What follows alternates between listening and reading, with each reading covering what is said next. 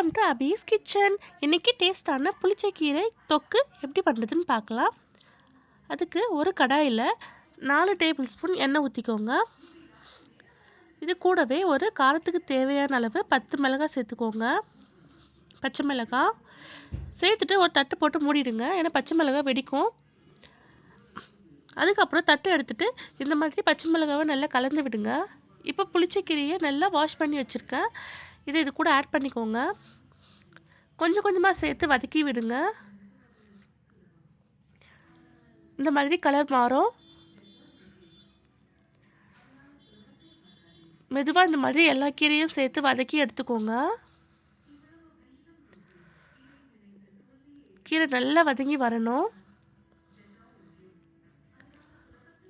கீரை இப்போ நல்லா வதங்கிடுச்சு பச்சை மிளகாய் கூட. இதை எடுத்து தனியாக ஆற வச்சுக்கோங்க.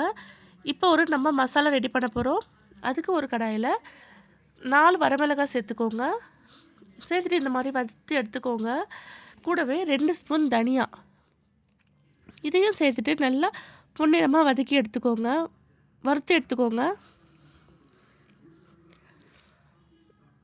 இந்த அளவு வறுபட்டால் போதும். கூடவே 1/4 ஸ்பூன் வெந்தயம், 1/4 ஸ்பூன் சீரகம் ரெண்டுத்தையும் சேர்த்து நல்லா ஃப்ரை பண்ணிவிட்டு பவுடர் பண்ணிக்கோங்க.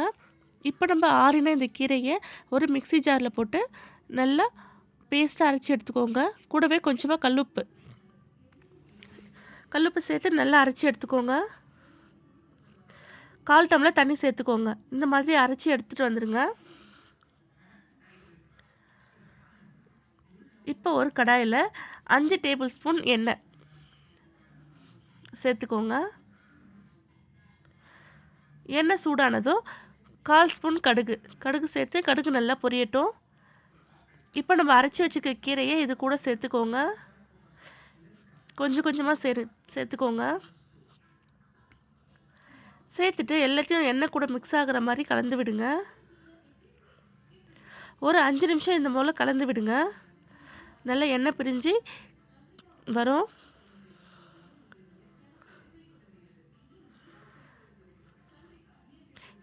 நம்ம வறுத்து வச்சுருக்க தனியா, மிளகாய், சீரகம் எல்லாத்தையும் மிக்சியில் போட்டு பவுடர் பண்ணி எடுத்துக்கோங்க.